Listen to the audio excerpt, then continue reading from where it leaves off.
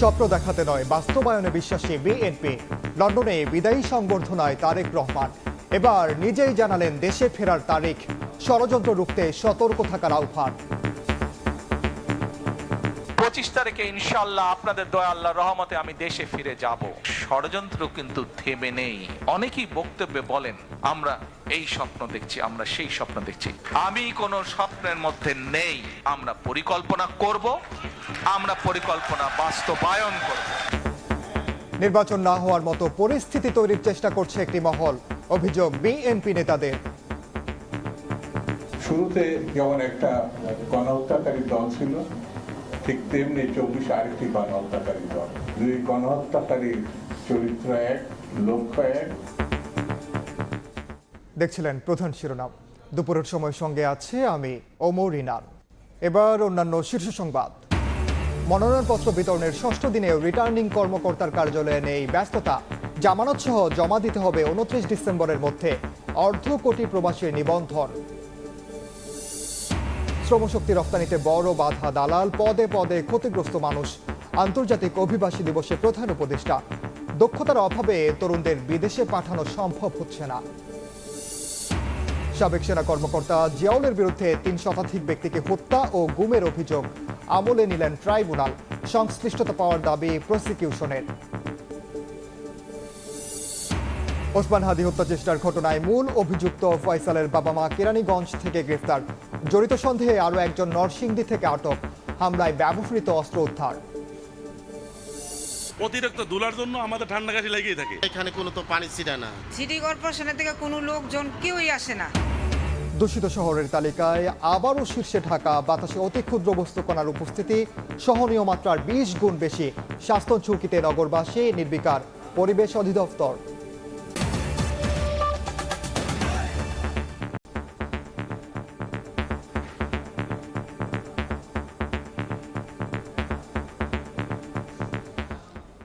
আগামী 25 ডিসেম্বর দেশে ফিরছেন বলে নিজেই জানালেন বিএনপির ভারপ্রাপ্ত চেয়ারম্যান তারেক রহমান। বিজয় দিবস উপলক্ষে লন্ডনে যুক্তরাজ্য বিএনপি আয়োজিত আলোচনা সভা ও বিদায়ী সংবর্ধনায় একথা জানান তিনি। বলেন, যারা 71-এ ষড়যন্ত্র করেছে তারা এখনও থেমে নেই। স্বপ্ন দেখাতে নয়, বিএনপি বাস্তবায়নে বিশ্বাসী বলেও জানান তারেক রহমান। লন্ডন থেকে শোয়েব কবিরের রিপোর্ট। আমার সামনে উপস্থিত বিজয় দিবস উপলক্ষে লন্ডনে যুক্তরাজ্য বিএনপি আয়োজিত আলোচনা সভায় অংশ নেন দলটির ভারপ্রাপ্ত চেয়ারম্যান তারেক রহমান। অনুষ্ঠানের প্রধান অতিথির বক্তৃতায় নিজেই জানান 25 ডিসেম্বর দেশে ফিরছেন তিনি। 25 তারিখে ইনশাআল্লাহ আপনাদের দয়া আল্লাহর রহমতে আমি দেশে ফিরে যাব। কিন্তু এখানে উপস্থিত, এই ঘরে উপস্থিত প্রত্যেকটি মানুষের কাছে আমার অনুরোধ, দয়া করে কেউ আপনারা এয়ারপোর্টে সেদিন যাবেন না। এয়ারপোর্টে গেলে একটি হট্টগোল তৈরি হবে এবং মানুষ জানবে যে এরা সব বাংলাদেশি এবং দেশের সুনাম নষ্ট হবে, দলের সুনাম নষ্ট হবে। যারা 71-এর মুক্তিযুদ্ধে ষড়যন্ত্র করেছে তারা এখনো ষড়যন্ত্র অব্যাহত রেখেছে বলে মন্তব্য করেন তারেক রহমান। ষড়যন্ত্রকারীদের রুখে দিতে দেশবাসীকে সজাগ থাকার আহ্বান জানান তিনি। ষড়যন্ত্র চলছে, ষড়যন্ত্রকারীরা কিন্তু তাদের সেই 71-এ যারা ষড়যন্ত্র করেছিল, 75-এ যারা ষড়যন্ত্র করেছিল, 7ই নভেম্বরে পরাজিত হয়েছিল, 81-তে যারা ষড়যন্ত্র করেছিল, 96-তে যারা ষড়যন্ত্র করেছিল, পরবর্তীতে যারা ষড়যন্ত্র করেছে, তাদের ষড়যন্ত্র কিন্তু থেমে নেই। স্বপ্ন দেখিয়ে ফ্যাসিস্ট সরকার বিলিয়ন বিলিয়ন অর্থ পাচার করেছে মন্তব্য করে তারেক রহমান বলেন, স্বপ্ন দেখাতে নয়, বাস্তবায়নে বিশ্বাসী বিএনপি। অনেকেই বক্তব্যে বলেন আমরা এই স্বপ্ন দেখছি, আমরা সেই স্বপ্ন দেখছি। আমি ভাই স্বপ্নের মধ্যে নাই, আমি কোন স্বপ্নের মধ্যে নেই। আমরা আছি পরিকল্পনার মধ্যে। আমরা পরিকল্পনা করব, আমরা পরিকল্পনা বাস্তবায়ন করব। স্বপ্ন দেখতে দেখতে দেশ থেকে প্রতি বছর $16 বিলিয়ন পাচার হয়ে গিয়েছে। স্বপ্ন দেখতে দেখতে দেশের অর্থনৈতিক অবস্থা, দেশের শিক্ষা ব্যবস্থা, দেশের আইন আদালত, আইন শৃঙ্খলা সবকিছু ভেঙে চুরমার হয়ে গিয়েছে। আগামী জাতীয় সংসদ নির্বাচনে জনগণের সমর্থনে বিএনপি সরকার গঠন করবে বলে প্রত্যাশা ব্যক্ত করেন বিএনপির ভারপ্রাপ্ত চেয়ারম্যান। একটি দায়িত্বশীল রাজনৈতিক দল। শোয়েব কবির, সময় সংবাদ, লন্ডন। একটি মহল দেশে নির্বাচন না হওয়ার মতো পরিস্থিতি তৈরির চেষ্টা করছে বলে অভিযোগ করেছে বিএনপি নেতারা। রাজধানীতে আলাদা আয়োজনে তারা বলেন, ভোট না হলে লাভবান হবে প্রতিবেশী একটি দেশ ও পতিত শক্তি। আনুষ্ঠানিক নির্বাচনী তফসিল ঘোষণার আগে থেকেই দেশজুড়ে ভোটের মাঠ ছিল সরগরম, কিন্তু ইনকিলাব মঞ্চের মুখপাত্র এবং সম্ভাব্য প্রার্থী ওসমান হাদির ওপর প্রাণঘাতী হামলার পর নেতাদের মুখে উঠে আসছে নানা ষড়যন্ত্র তত্ত্ব। প্রেস ক্লাবে জাতীয়তাবাদী গণতান্ত্রিক পরিষদ আয়োজিত আলোচনায় বিএনপি নেতারা অভিযোগ করেন, নির্বাচন করতে হলে দেশের পরিস্থিতি ভালো অবস্থায় আনতে হবে, আর নির্বাচন না হলে প্রতিবেশী রাষ্ট্র ও পতিতরা লাভবান হবে। হাদিকে মেরে ফেলার জন্য গুলি করা হয়েছে, কারা করেছে এটা আজকে পরিষ্কার।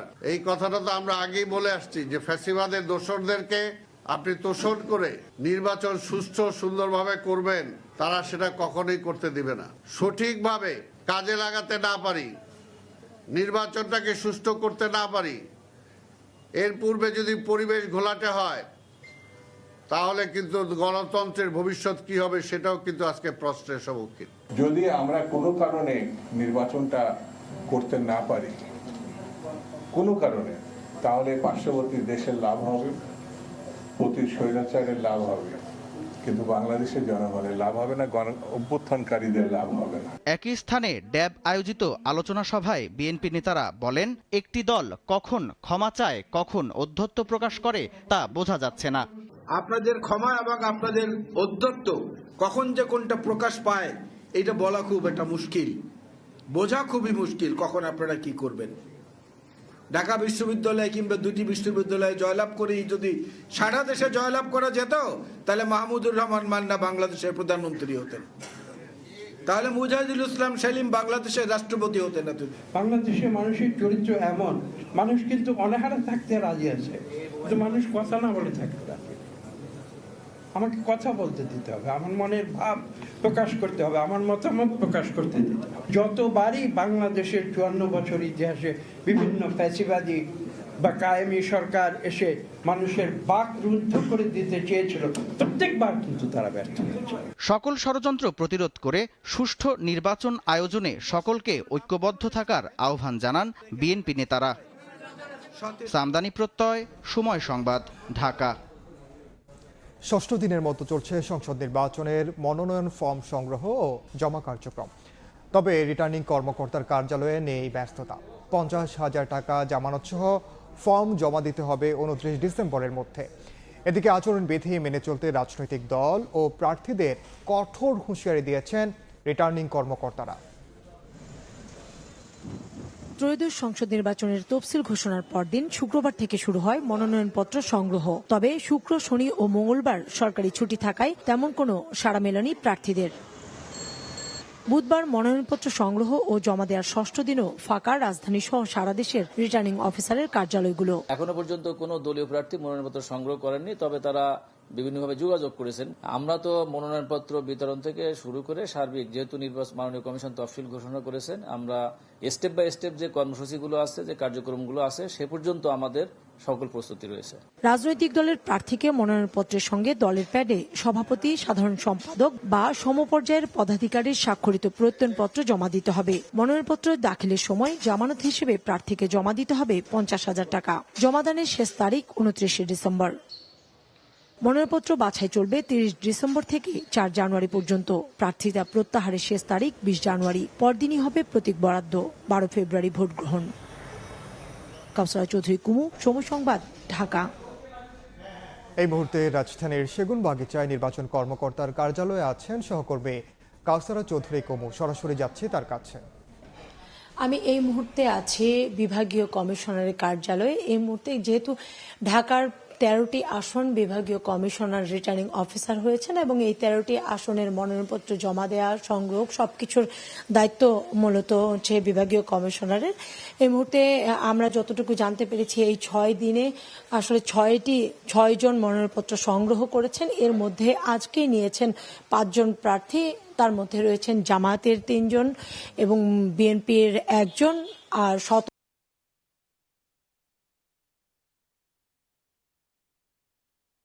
মনোনয়নপত্রটি সংগ্রহ করেছেন এবং ইতিমধ্যে জামাতের 3 জন প্রার্থী তাদের মনোনয়নপত্র সংগ্রহ করেছেন 3টি আসন থেকে।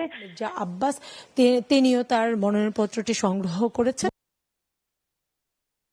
আর যে কারণ যেহেতু এখনো সময় আছে, বিশেষ করে আমরা যতটুকু জানি যে শেষের দিকেই মূলত ঢিলে তালা মেলে চলছে আসলে এই যে মনোনয়নপত্র সংগ্রহের কাজ। কারণ যেহেতু এখনো সময় আছে, বিশেষ করে আমরা যতটুকু জানি যে শেষের দিকেই মূলত হচ্ছে মনোনয়নপত্র সংগ্রহ এবং জমা দেওয়ার কাজটি করে থাকে প্রার্থীরা। যেহেতু শুরুতে একটু বুঝে ওঠা, অনেকে পরামর্শ নিচ্ছেন এবং কি কি কাগজপত্র লাগবেন মনোনয়নপত্রের সাথে সেইটুকু তারা নিশ্চিত হয়ে, যাতে করে কোনো ধরনের অসঙ্গতি না থাকে কাগজপত্রে, সেই বিষয়টিও তারা নিশ্চিত হতে এসেছেন। দলের পক্ষ থেকে কেউ কেউ অথবা অন্যান্য যে স্বতন্ত্র প্রার্থীরা রয়েছেন তারাও আসছেন, মূলত এসে কথা বলে যাচ্ছেন আজকে, কিন্তু তাদের যে মনোনয়নপত্র সংগ্রহ করার কাজটি কিন্তু এখনো পর্যন্ত কেউ করছেন না সেভাবে করে।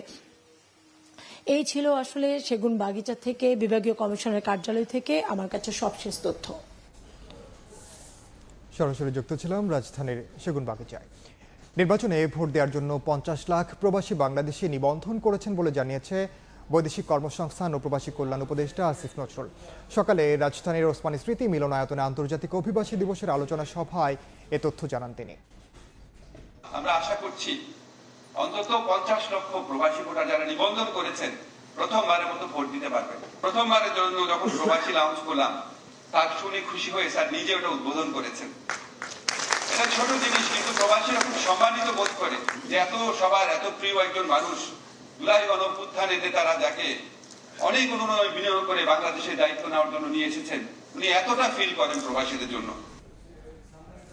বাংলাদেশের তরুণরা সোনার চেয়েও দামি, কিন্তু দক্ষতা না থাকায় তরুণদের বিদেশে রপ্তানি করা সম্ভব হচ্ছে না। সকালে রাজধানীর ওসমানী স্মৃতি মিলনায়তনে আন্তর্জাতিক অভিবাসী ও প্রবাসী দিবস অনুষ্ঠানে কথা বলেন প্রধান উপদেষ্টা ডক্টর মোহাম্মদ ইউনূস। আরও বলেন, শ্রমশক্তি রপ্তানিতে বড় বাধা দালাল, তাদের প্রতারণার খপ্পরে পড়ে ক্ষতিগ্রস্ত হচ্ছে মানুষ। এ খাতকে দালাল ও প্রতারণা মুক্ত করতে না পারলে লাভ হবে না বলেও মন্তব্য করেন ডক্টর ইউনূস। আন্তর্জাতিক অভিবাসী দিবস উপলক্ষে রাজধানীর ওসমানী স্মৃতি মিলনায়তনে আলোচনা সভার আয়োজন করে প্রবাসী কল্যাণ মন্ত্রণালয়। এতে যোগ দেন শ্রমশক্তি রফতানিতে জড়িতরা। প্রবাসী কল্যাণ ও বৈদেশিক কর্মসংস্থান উপদেষ্টা ডক্টর আসিফ নজরুল জানান, মধ্যপ্রাচ্য সহ প্রতিটি সম্ভাবনাময় দেশে জনশক্তি রফতানি নিয়ে আলোচনা চলছে। অল্প সময়ের মধ্যেই মিলবে এর সুফল। অনেক ডাইভার্সিভ ট্রেনিং এর ব্যবস্থা করেছি। প্রধান অতিথির বক্তব্যে প্রধান উপদেষ্টা ডক্টর মোহাম্মদ ইউনূস বলেন, দেশের জনশক্তির সিংহভাগই তরুণ, যা বিশ্বে আর কোনো দেশে নেই। বাংলাদেশের তারুণ্য সোনার চেয়েও দামি সম্পদ, শুধু পর্যাপ্ত দক্ষতা না থাকায় কাজে লাগানো যাচ্ছে না। পৃথিবীতে তারুণ্যের অভাব, আর আমরা হলাম তারুণ্যের খনি। এটা আমাদের মাথায় ঢুকতেছে না। এটা সোনার খনির চেয়েও বেশি গুরুত্বপূর্ণ। আমাদের 18 কোটি লোকের মধ্যে 9 কোটি লোকের বয়স 27 বছরের কম। এর থেকে তরুণ জনসংখ্যা কোথায় পাবে? সারা দুনিয়াকে আসতে হবে এখানে, কিন্তু আমাদেরকে তৈরি হতে হবে। তৈরি থাকলে যে কোনো জায়গায় যেতে চান, তারা সাধ্য সাধনা করে তাদেরকে নিয়ে যাবে। দালাল চক্রকে শ্রমশক্তি রফতানিতে প্রধান বাধা মন্তব্য করে ডক্টর ইউনূস বলেন, প্রতারণার খপ্পরে পড়ে ক্ষতিগ্রস্ত হচ্ছে মানুষ। এই খাত থেকে অনিয়ম দূর করা না গেলে উন্নতির আশা ক্ষীণ। দালাল, এর থেকে বের হওয়ার কোনো উপায় নেই। একটা দালাল বেষ্টিত জগৎ। দালাল যে কিভাবে মানুষকে ঠকায়, গ্রামে গঞ্জে প্রতি জায়গায়। তারপরে প্রতারণা, এই বিদেশ যাওয়াটা দালাল আর প্রতারণার সঙ্গে সাংঘাতিক রকম ভাবে যুক্ত। এর থেকে মুক্ত না হওয়া পর্যন্ত এটাতে কিছু কাজ হয়েছে বলে ধারণা করার কোনো কারণ নেই। এ সময় প্রবাসীদের সকল সমস্যা সমাধানে সংশ্লিষ্টদের আরও আন্তরিক হওয়ার তাগিদ দেন প্রধান উপদেষ্টা। বহির্জগতের সঙ্গে নাজমুস সালেহী, সময় সংবাদ, ঢাকা। গুম ও শতাধিক মানুষকে হত্যা মামলায় সাবেক সেনা কর্মকর্তা জিয়াউল আহসানের বিরুদ্ধে অভিযোগ আমলে নিয়েছেন ট্রাইব্যুনাল। দুপুরে প্রসিকিউশনের দাখিল করা আনুষ্ঠানিক অভিযোগ আমলে নিয়ে 21 ডিসেম্বর শুনানির দিন ধার্য করেন আন্তর্জাতিক অপরাধ ট্রাইব্যুনাল 1। তার বিরুদ্ধে গাজীপুরে 3 জনকে হত্যা, বরগুনার পাথরঘাটার চর দুয়ারদিতে 50 জন হত্যা, বনদস্যু দমনের নামে সুন্দরবনে বন্দুকযুদ্ধের নাটক সাজিয়ে বেশ কয়েকজনকে হত্যার 3টি সুনির্দিষ্ট অভিযোগ আনা হয়েছে। এছাড়া জিয়াউল আহসানের বিরুদ্ধে বিএনপি নেতা চৌধুরী আলম, ইলিয়াস আলী, সাজিদুল হক সুমন, সালাহউদ্দিন আহমেদ সহ ৩০০-র বেশি ব্যক্তিকে গুম ও হত্যার সংশ্লিষ্টতার তথ্য মিলেছে বলে ট্রাইব্যুনালে জানান চিফ প্রসিকিউটর। এসব অভিযোগের তদন্ত চলমান। ৫০০-রও বেশি মানুষকে গুমপূর্বক হত্যাকাণ্ডের তথ্য ইতিমধ্যেই তদন্ত সংস্থার কাছে আছে। ৩টি অভিযোগে তার বিরুদ্ধে ফর্মাল চার্জ দাখিল করেছি। এই 3টি অভিযোগের মধ্যে ১৭০-রও বেশি মানুষকে গুমপূর্বক হত্যা করা, সেগুলোর ব্যাপারে এত বিস্তৃত তথ্য যে সেগুলোর তদন্ত এখনো শেষ হয়নি বলে আমরা সেই ব্যাপারগুলোতে আলাদাভাবে তদন্ত রিপোর্ট দাখিল করার ব্যাপারে আমাদের তদন্ত সংস্থা প্রস্তুতি নিচ্ছেন। এই মুহূর্তে আন্তর্জাতিক অপরাধ ট্রাইব্যুনালে আছেন সহকর্মী আফজল হোসেন। সরাসরি যাচ্ছে তার কাছে। জিয়াউল আহসানের বিরুদ্ধে যে 3টি সুনির্দিষ্ট অভিযোগ আজকে ট্রাইব্যুনাল আমলে নিয়েছেন, তার মধ্যে প্রথম অভিযোগটি হচ্ছে গাজীপুরের সজল নামে এক ব্যক্তিকে হত্যা, তার সঙ্গে আর 2 জন ছিলেন, তাদেরকে ক্রসফায়ারে হত্যার পর লাশ ডোবায় ফেলে দেওয়া, এই অভিযোগটি আনা হয়েছে। একই সঙ্গে বরগুনার পাথরঘাটার চরদোয়ানিতে বলেশ্বরী নদীতে নিয়ে গিয়ে গুম করা মানুষকে নিয়ে গিয়ে হত্যা, এরকম 50 জনকে হত্যার অভিযোগ জিয়াউল আহসানের বিরুদ্ধে আনা হয়েছে। একই সঙ্গে জলদস্যু দমনের নামে বেশ কয়েকজনকে হত্যার অভিযোগ আনা হয়েছে। সবগুলো অভিযোগই বিস্তারিত বর্ণনা ট্রাইব্যুনালে চিফ প্রসিকিউটর দিয়েছেন এবং জলদস্যু দমনের নামে যে বন্দুকযুদ্ধের আবহ তৈরি করে হত্যার বিষয়টি নিয়ে চিফ প্রসিকিউটর যেটি বলছেন যে সুন্দরবন এলাকায় জলদস্যু কয়েকজন থাকতো, এর মধ্যে গুম করে আনা বেশ কয়েকজনকে একসঙ্গে নিয়ে, অর্থাৎ 2 জন জলদস্যু হলে 5 জন গুম করে নিয়ে আসা ব্যক্তিকে তাদের সঙ্গে নিয়ে গিয়ে ক্রসফায়ারে হত্যা করা হতো এবং বলা হতো তারা সবাই জলদস্যু। এই ধরনের প্রায় শতাধিক ব্যক্তিকে গুম করে হত্যার অভিযোগে জিয়াউল আহসানের বিরুদ্ধে আজকে ফর্মাল চার্জ দাখিল করেছে প্রসিকিউশন। আদালত সেটি আমলে নিয়েছেন এবং এই মামলার পরবর্তী শুনানির দিন ধার্য করা হয়েছে 21 ডিসেম্বর। প্রসিকিউশন বলছে যে জিয়াউল আহসানের বিরুদ্ধে অন্তত 5 শতাধিক ব্যক্তিকে গুম করে হত্যার অভিযোগের তথ্য প্রমাণ তাদের কাছে পেয়েছেন। এর মধ্যে বহুল আলোচিত বিএনপি নেতা ইলিয়াস আলী, চৌধুরী আলম, সাজিদুল হক সুমন এবং বিএনপির স্থায়ী কমিটির সদস্য সালাউদ্দিন আহমেদকে গুম করে ভারতে পাচারের সঙ্গে এই জিয়াউল আহসানের হাত রয়েছে এমন তথ্য প্রমাণ তারা পেয়েছেন এবং ঢাকার বুড়িগঙ্গা নদী এবং শীতলক্ষা নদীতেও বেশ কয়েকজনকে হত্যা করে লাশ ফেলে দেওয়া হয়েছে। হত্যার পর পেট ফেটে সেখানে বালু ঢুকিয়ে বা সিমেন্টের বস্তা করে লাশ গুম করার বেশ কিছু তথ্য প্রমাণ তাদের কাছে পেয়েছে। একই সঙ্গে এই যে কমলাপুর রেল স্টেশন রয়েছে, রেল স্টেশনেও বেশ কিছু অজ্ঞাতনামা লাশ পাওয়া গিয়েছিল বা মাঝে মধ্যেই পাওয়া যায়। প্রসিকিউশন বলছে এদের মধ্যে বেশ কয়েকজনকে হত্যার পর লাশ ছিন্ন ভিন্ন করতেই ট্রেনে কাটা পড়েছে এমন তথ্য কিন্তু ছড়ানো হয়েছিল। এই ধরনের অভিযোগও জিয়াউল আহসানের বিরুদ্ধে পাওয়া গেছে।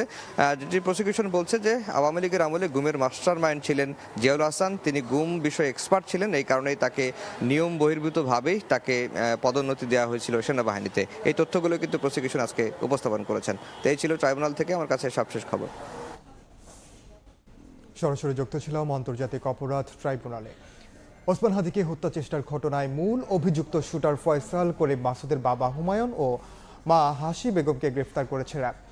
রাজধানীর কেরানীগঞ্জে অভিযান চালিয়ে তাদের গ্রেফতার করা হয়। এছাড়া নরসিংদী থেকে মোহাম্মদ ফয়সাল নামে আরও এক ব্যক্তিকে আটক করেছে সংস্থাটি। র্যাব জানায় নরসিংদীর তরুয়া বিলের পানির মধ্যে থেকে উদ্ধার করা হয় 2টি বিদেশি পিস্তল, 2টি ম্যাগাজিন, একটি খেলনা পিস্তল ও 41 রাউন্ড অ্যামুনিশন। একই সঙ্গে হামলায় ব্যবহৃত অস্ত্র উদ্ধার করেছে সংস্থাটি। এর আগে ফয়সালের এই ঘটনায় জড়িত সন্দেহে ফয়সালের আরও 3 সহযোগীকে গ্রেফতার করে আইন শৃঙ্খলা বাহিনী।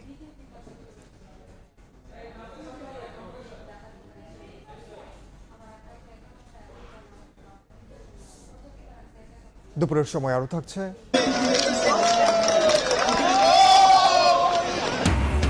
গাউনপাড়া শিক্ষার্থীদের উচ্ছ্বাসে মুখর ক্যাম্পাস। 6 বছর পর রাজশাহী বিশ্ববিদ্যালয়ের সমাবর্তন। ন্যায়, দায়িত্ববোধ ও দেশ গঠনে ভূমিকা রাখার আহ্বান।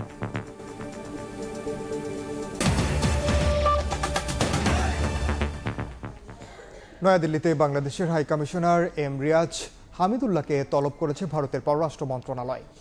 দুপুরে তাকে ভারতীয় পররাষ্ট্র মন্ত্রণালয়ে তলব করা হয়। ঢাকায় ভারতীয় দূতাবাসের নিরাপত্তা নিয়ে হাই কমিশনারকে ডাকা হয়েছে বলে জানিয়েছে দেশটির গণমাধ্যম।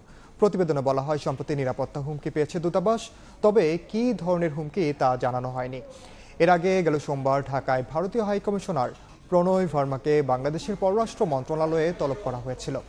24 আগস্ট শেখ হাসিনার সরকার পতনের পর থেকে ঢাকা ও দিল্লির সম্পর্কে টানাপোড়েন চলছে। এদিকে নিরাপত্তা পরিস্থিতির কথা বিবেচনা করে দুপুর 2টা থেকে আজকের জন্য রাজধানীর যমুনা ফিউচার পার্কে অবস্থিত ভারতীয় ভিসা সেন্টার বন্ধ রাখার সিদ্ধান্ত নেওয়া হয়েছে। আইফেক বাংলাদেশের ওয়েবসাইটে এ সংক্রান্ত একটি নোটিশ প্রকাশ করা হয়। বিজ্ঞপ্তিতে আরও বলা হয়, যেসব আবেদনকারীর আজকের স্লট বা অ্যাপয়েন্টমেন্ট নির্ধারিত ছিল তাদের জন্য পরবর্তী সময়ে নতুন একটি তারিখ ও সময় নির্ধারণ করে দেওয়া হবে। শেখ হাসিনা সহ দণ্ডপ্রাপ্ত আসামিদের ফিরিয়ে দেওয়া সহ বেশ কয়েকটি দাবিতে আজ মার্চ টু হাই কমিশন কর্মসূচি পালনের কথা রয়েছে জুলাই উইকের। প্রায় 6 বছর পর রাজশাহী বিশ্ববিদ্যালয়ে অনুষ্ঠিত হয়েছে দ্বাদশ সমাবর্তন।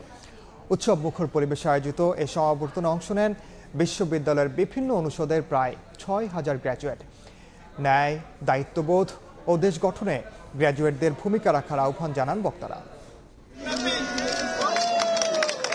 প্রায় 6 বছর পর দ্বাদশ সমাবর্তন রাজশাহী বিশ্ববিদ্যালয়ে। ক্যাম্পাস জুড়ে তাই উৎসব মুখর পরিবেশ, আনন্দঘন আবহ। বুধবার সকালে পদযাত্রা করে সমাবর্তন স্থলে আসেন শিক্ষার্থী, অভিভাবক ও শিক্ষকরা। গ্র্যাজুয়েশন সম্পন্ন করায় উচ্ছ্বাস ও গর্বের অনুভূতি ছড়িয়ে পড়ে পুরো ক্যাম্পাসে। উচ্ছ্বাস উদ্দীপনায় সমাবর্তনে অংশ নেন প্রায় 6000 শিক্ষার্থী। মানুষ হিসেবে আমরা যেন ভালোভাবে আরো এগিয়ে যেতে পারি, সমাজের জন্য কল্যাণমূলক কিছু করতে পারি, এই বিষয়গুলো নিয়েও আমাদের ভাবা উচিত। বন্ধুদের সঙ্গে দীর্ঘ 8 বছর পর দেখা হলো, সব থেকে এই বিষয়টা আমি খুব এনজয় করছি। বন্ধুত্বের সম্পর্কের মধ্যে আমরা যে এতদিন একসাথে ছিলাম সেটারই একটি সম্মিলন হয়েছে আজকে। অনুষ্ঠানে গ্র্যাজুয়েটদের উদ্দেশ্যে উপাচার্য অধ্যাপক ডক্টর সালেহ হাসান নকিব বলেন, ন্যায়ের পক্ষে বলিষ্ঠ কণ্ঠে কথা বলা এবং নিজেদের অর্জন দেশ ও জাতির কল্যাণে কাজে লাগানোই একজন গ্র্যাজুয়েটের দায়িত্ব। দিক নির্দেশনামূলক বক্তব্য রাখেন ইউজিসি চেয়ারম্যান অধ্যাপক ডক্টর এস.এম.এ. ফায়েজ। আপনাদের সামনে যে পৃথিবী, তার জন্য ডিগ্রির চেয়েও বেশি কিছু প্রয়োজন। এর জন্য প্রয়োজন নীতিবান নেতৃত্ব, উদ্ভাবনী চিন্তাবিদ এবং দায়িত্বশীল নাগরিক। তোমাদেরকে ওয়ার্ল্ড ক্লাস সিটিজেন হিসাবে টিকে থাকার জন্য নিজের মধ্যে দিয়ে পরিবর্তন ঘটাতে হবে। নিজেকে দিয়ে প্রথমে পরিবর্তন করতে হবে। তোমাদের দিকে তাকিয়ে আছে দেশ, জাতি, জন্মভূমি। কেবল ব্যক্তিগত ও পেশাগত উৎকর্ষ সাধন নয়, সমাজ ও রাষ্ট্রের কল্যাণে গ্র্যাজুয়েটদের আত্মনিয়োগ করার আহ্বান জানান শিক্ষা উপদেষ্টা অধ্যাপক ডক্টর চৌধুরী রফিকুল আবরার। বাংলাদেশের নৈতিক নাগরিকদেরও এখন বড্ড প্রয়োজন। তার এমন গ্র্যাজুয়েটদের প্রয়োজন যারা কেবল নিজ ক্ষেত্রে সফল হওয়ার স্বপ্নে বিভোর থাকে না, বরং তাদের সফলতা অন্যদের উপরে কি প্রভাব ফেলবে তা ভাবতে পারে। নিবন্ধনের সময়সীমা বৃদ্ধি, সরকারি ছুটির দিন আয়োজন এবং প্রধান উপদেষ্টাকে অতিথি করার দাবিতে সমাবর্তন বর্জনের ডাক দেন গ্র্যাজুয়েটদের একাংশ। এর মধ্যেও শান্তিপূর্ণভাবে সম্পন্ন হয় অনুষ্ঠান। আলতাফ হুসাইন, সময় সংবাদ, রাজশাহী। শীতের শুরুতে দূষিত শহরের তালিকায় শীর্ষে ঢাকা, যার অন্যতম কারণ অতি ক্ষুদ্র বস্তুকণা বা PM2.5 এর উপস্থিতি। ঢাকায় যার উপস্থিতি বিশ্ব স্বাস্থ্য সংস্থার মানমাত্রার চেয়ে প্রায় 20 গুণ বেশি। তবে এ নিয়ে খুব একটা মাথা ব্যথা নেই পরিবেশ অধিদপ্তরের। তাদের শিথিলতায় দূষণকারীরা উৎসাহ পাচ্ছে বলে অভিযোগ বিশেষজ্ঞের। এই স্বাস্থ্য ঝুঁকির বিষয়ে সচেতনতা বাড়ানোর তাগিদ চিকিৎসকদের। বিস্তারিত মাইমুনা হায়দার চৌধুরীর রিপোর্টে ক্যামেরায় ছিলেন নাজমুল হাসান রাজু।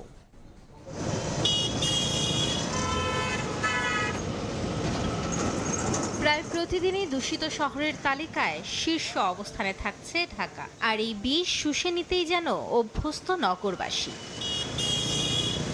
মেরাদিয়ার এই সড়কের চিত্র দেখলে মনে হয় এ যেন ধুলার সমুদ্র। শীত না আসতেই একই চিত্র আব্দুল্লাপুর, উত্তরা মেট্রো স্টেশন, বসিলা সহ শহরের প্রায় সব স্থানে। অতিরিক্ত ধুলার জন্য আমাদের ঠান্ডা কাশি লেগেই থাকে। মাস্ক ছাড়া আমরা এখান থেকে চলাফেরাই করতে পারি না। এখানে কোনো তো পানি ছিটা না। গবেষণা বলছে ঢাকার বায়ু দূষণের প্রধান উপাদান হচ্ছে বাতাসে অতি ক্ষুদ্র বস্তুকণা বা PM2.5 এর উপস্থিতি। বিশ্ব স্বাস্থ্য সংস্থা যেখানে বাতাসে PM2.5 এর সর্বোচ্চ সহনীয় মাত্রা নির্ধারণ করেছে 5 মাইক্রোগ্রাম, সেখানে বাংলাদেশে এর মাত্রা 35 মাইক্রোগ্রাম পর্যন্ত স্বাভাবিক ধরা হয়েছে নীতিগতভাবে। এর ফলে দূষণ হলেও দায় নিতে হচ্ছে না কাউকে, বরঞ্চ জড়িতরা সহজেই পার পেয়ে যাচ্ছে এই নীতিমালার ফাঁক গলে।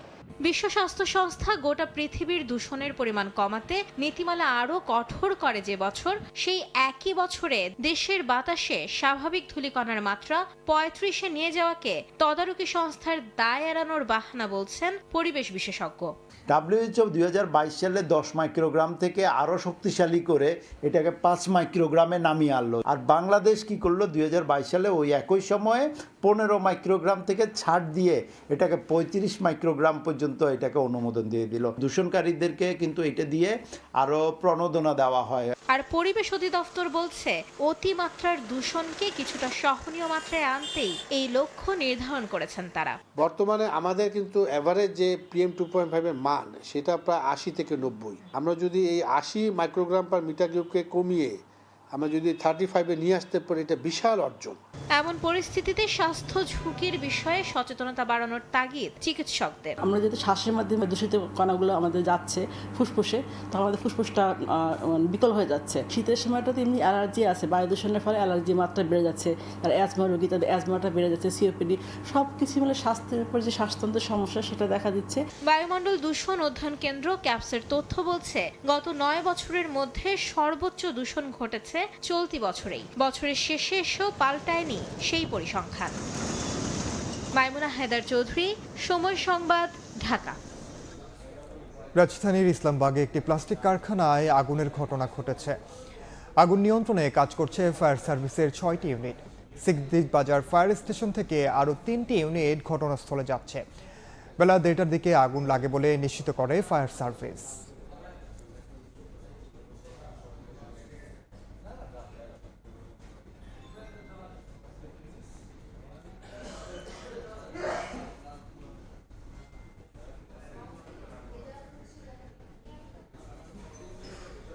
আমাদের রিপোর্টার ঘটনাস্থলে পৌঁছানো মাত্র অগ্নিকাণ্ডের সবশেষ জানতে সরাসরি যুক্ত হব তার সঙ্গে।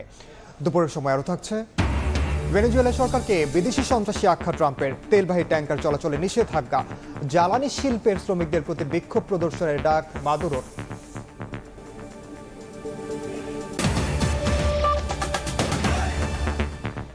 সারা দেশের মতো ঢাকা 6 আসনেও বিরাজ করছে নির্বাচনী উত্তাপ। ঐতিহ্যবাহী পুরান ঢাকার এই এলাকায় ব্যস্ত সময় পার করছেন বিএনপি মনোনীত প্রার্থী ইশরাক হোসেন। বিপরীতে জামায়াতের প্রার্থী হিসেবে মাঠে রয়েছেন ডক্টর আব্দুল মান্নান। ভোটারদের কাছে যেতে দুজনেই সমানভাবে সক্রিয়। অভ্যুত্থান পরবর্তী রাজনৈতিক বাস্তবতা এবার সুষ্ঠু ভোটের আশা পুরান ঢাকার বাসিন্দাদের। আদনান তুর্জোর রিপোর্ট।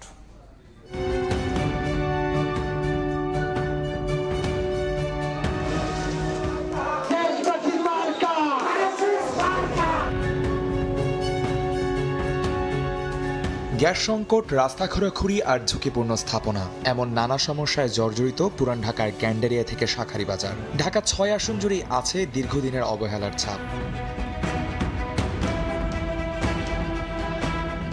দিনের একটি নির্ধারিত সময়ে গ্যাস আসার কারণে খাবার দাবারের দুর্ভোগ এই এলাকার বাসিন্দাদের নিত্যদিনের সঙ্গী। আমাদের এই একটাই সমস্যা, গ্যাস থাকে না বাবা। আমরা রান্না বান্না করে খাইতে পারি না, এই যে এখনো গ্যাস নেই। সকাল 6টায় যায় গ্যাস আর রাতের 12টায় আসে। এভাবে হইলে গেলে আমরা কিভাবে থাকবো? সারাদিনই গ্যাস থাকে না, রাত্রে তাও আবার একটা সময় 1টা-1:30টার দিকে কিছু গ্যাস আসে, ওই সময়টা যা পাক করার করে নেয়। ভোট আসে তখন অনেক মধুর মধুর মিষ্টি মিষ্টি কথা বইলা তারাই করে, আমাদের থেকে একেবারে ভোট দাবি করে নেয়। যখন ইলেকশন শেষ তখন আর তাদের কোনো কিছু মনে থাকে না। বছরের পুরো সময় জুড়েই চলতে থাকে রাস্তা খোঁড়াখুড়ি আর ট্রাফিক জ্যামকে সঙ্গী করেই চলে জীবনযাপন। একটা মানুষ অসুস্থ হইলে তারা নিয়ে যাওয়ার মতো কোনো অ্যাবিলিটি নাই। আপনি একটা গাড়ি নিয়ে ঢুকাইতে গেলে আপনার অনেকক্ষণ জ্যামে বসে থাকা লাগবে, এরকম একটা টোটালি মিসম্যানেজমেন্ট চলতেছে। সব দিকে আপনার পিছিয়ে, না আছে কমিউনিটি সেন্টার, না আছে প্রশাসনের কোনো তৎপরতা, না আছে পানি, না আছে গ্যাস। রাত্রে কনস্ট্রাকশনের কাজ হয়, সারা রাত কালকে ঘুমাতে পারি নাই সাউন্ডের জন্য, বাচ্চারও ঘুম হয় না। এটা শারীরিক একটা সমস্যা হচ্ছে আমাদের। চতুর্দিকে দেখবেন ধোঁয়া আর ধোঁয়া, কারখানার ধোঁয়া, যে কোনো সময় একটা যে কোনো বিপর্যয় হয়ে যেতে পারে। ঢাকা ৬ নির্বাচনী এলাকার ভোটার সংখ্যা প্রায় ৩ lakh.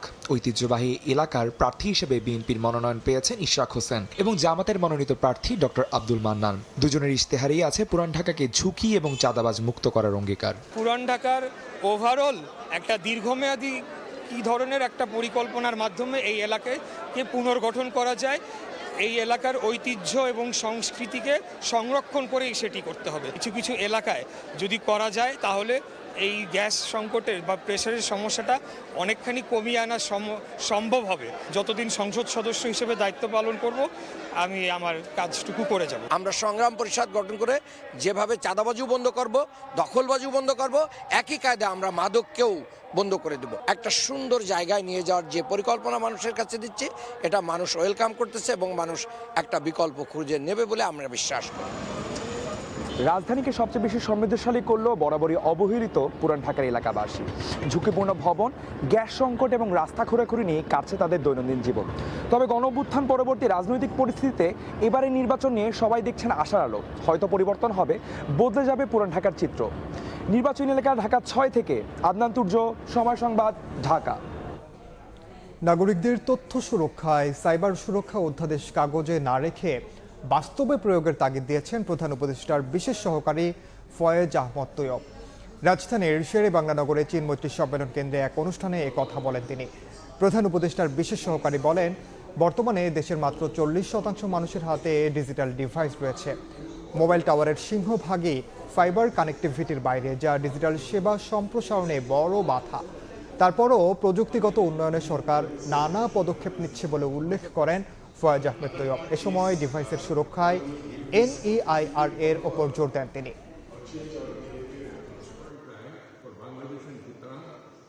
Establish a data governance, a proper data governance regime, unless we increase the access to device.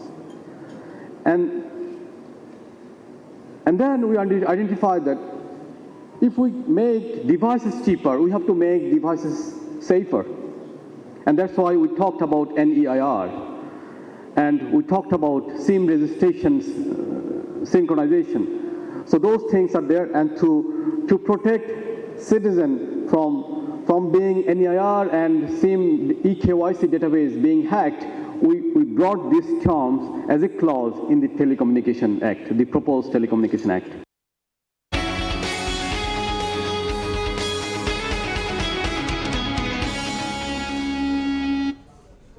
একের পর এক পপি সিড, কসমেটিক্স, সিগারেট এবং ঘন চিনির মতো আমদানি নিষিদ্ধ পণ্যের চালান জব্দ করে নিরাপত্তা শঙ্কার মধ্যে পড়েছেন কাস্টমস কর্মকর্তারা।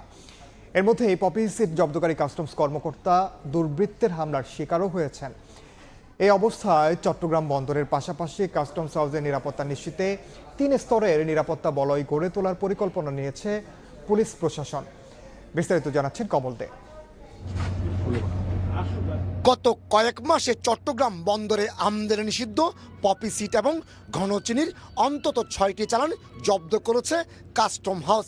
আইনি জটিলতা থাকায় একটি চক্র মিথ্যে ঘোষণায় এসব পণ্য আমদানি এবং ছাড় করার চেষ্টা করলো কাস্টম হাউসের গোয়েন্দা তথ্য সে তৎপরতা ব্যর্থ করে দেয়।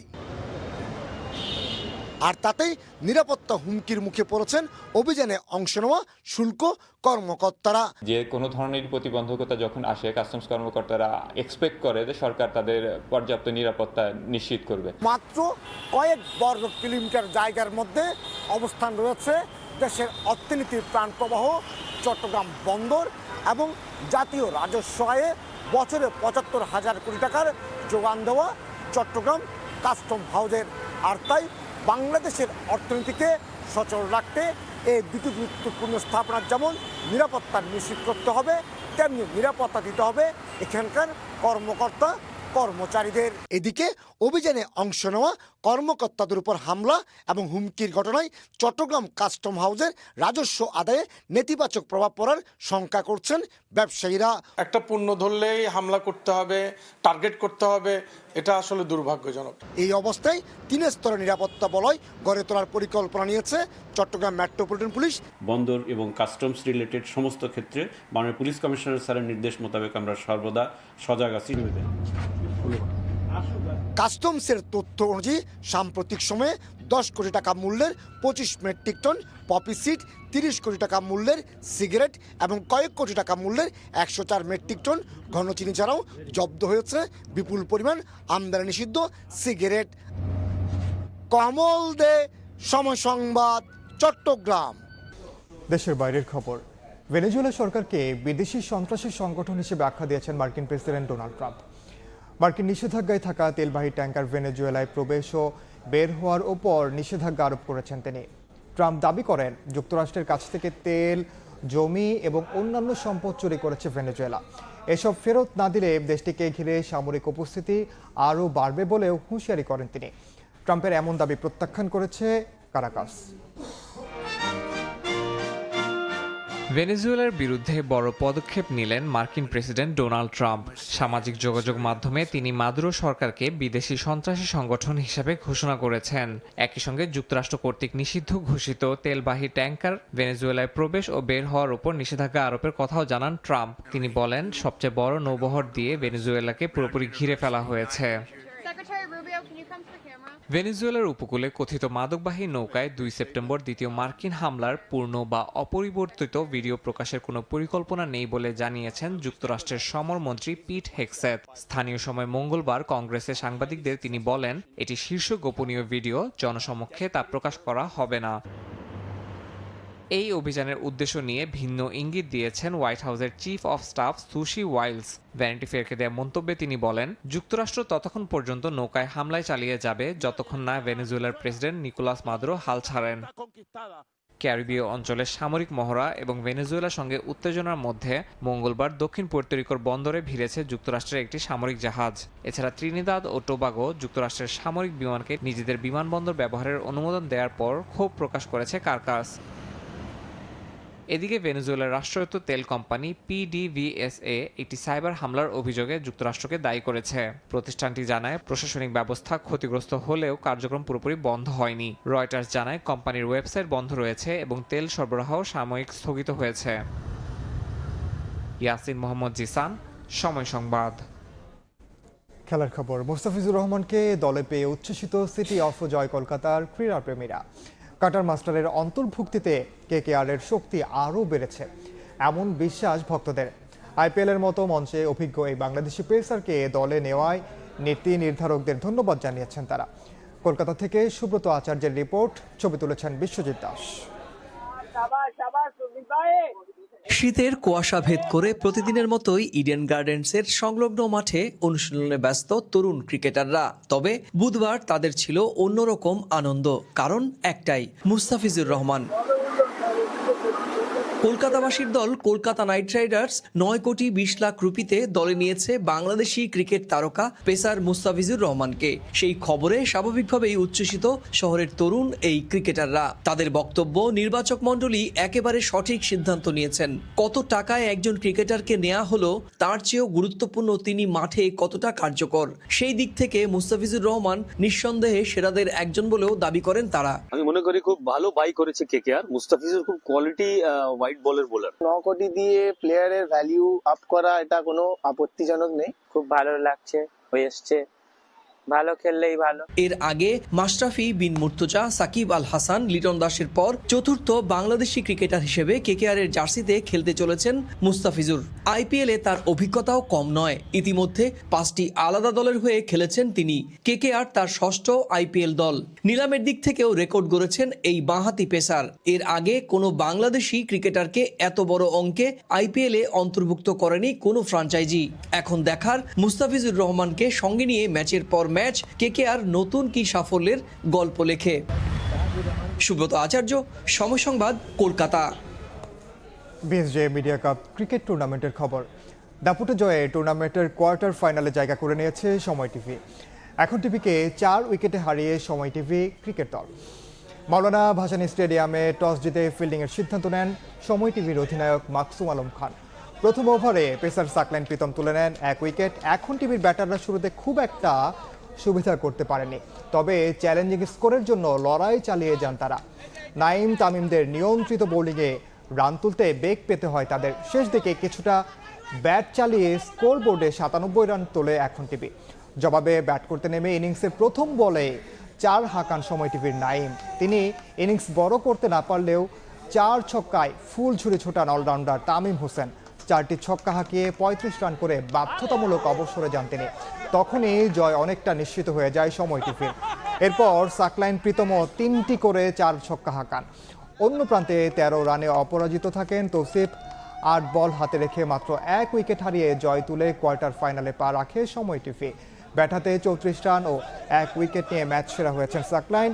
জাতীয় দলের সাবেক অধিনায়ক মোহাম্মদ আশরাফুল উপস্থিত থেকে ম্যাচ সেরা ও জয়ী দলের হাতে পুরস্কার তুলে দেন।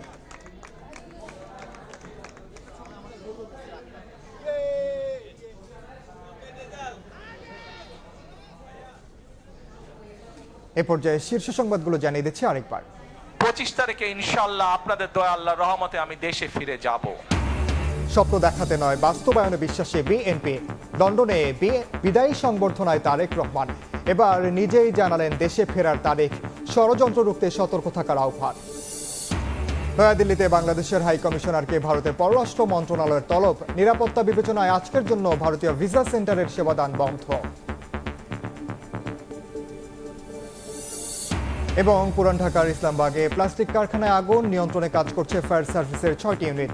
পথে আরও 3টি, বিপুল ক্ষয়ক্ষতির শঙ্কা।